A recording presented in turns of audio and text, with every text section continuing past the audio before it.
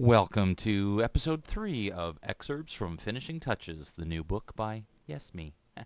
This is like the shameless plug that never ends. So I hope you will eventually buy this book once you see some of these techniques. This one this week I'm going to show you is kind of a split toning effect. Now the term split toning has come back to people's mind's eye because of, among other things, Lightroom has a nice built-in capability to do this. I'm going to show you a way to get kind of a nice effect in Photoshop using the split toning, where you decide to change the shadows to one range of colors and the highlights to another. So all I'm going to do to begin with is just load in the highlights, and the keyboard shortcut is Command Option or Control Alt tilde, which is the weird shaped key right above the Tab key, and that loads all the highlights. With that loaded, I'm going to go and add a color balance adjustment layer. And then basically it's a matter of deciding the colors. I'm going to say I want to work on the highlights, and I'm deciding I'm going to kind of go in the blue range to make everything a lot more bluish. So you see as I move the blue slider and the cyan and maybe a little bit of the green.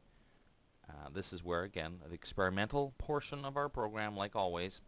I probably would also do just a little bit with the midtones as well, just a little bit, and then click OK.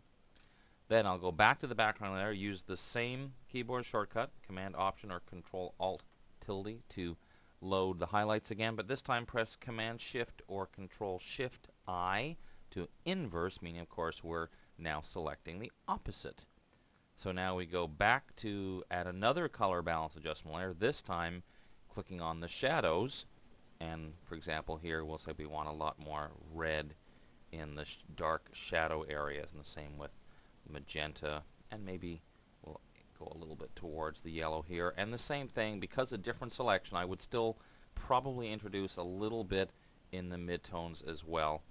And this is where you can decide what you want. And let's just see the difference between the original and now with this split toning effect. Kind of creates a nice older color photo look where the colors maybe have, over time, some of the colors have faded. But it's a very simple way, as you can see, once again, using adjustment layers without affecting the actual original background layer. Now, if you want a variation, because one of the things in the book that I try to do is after the end of each technique is show one or two or even more variations on the same theme.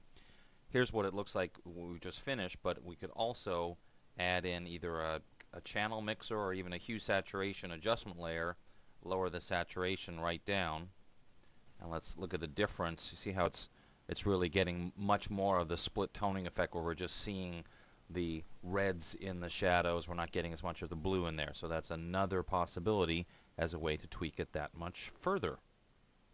Alright, so you know the drill by now. This is an excerpt from the Photoshop Finishing Touches book by me, Dave Cross. I hope you will consider taking a look at it. See you next time.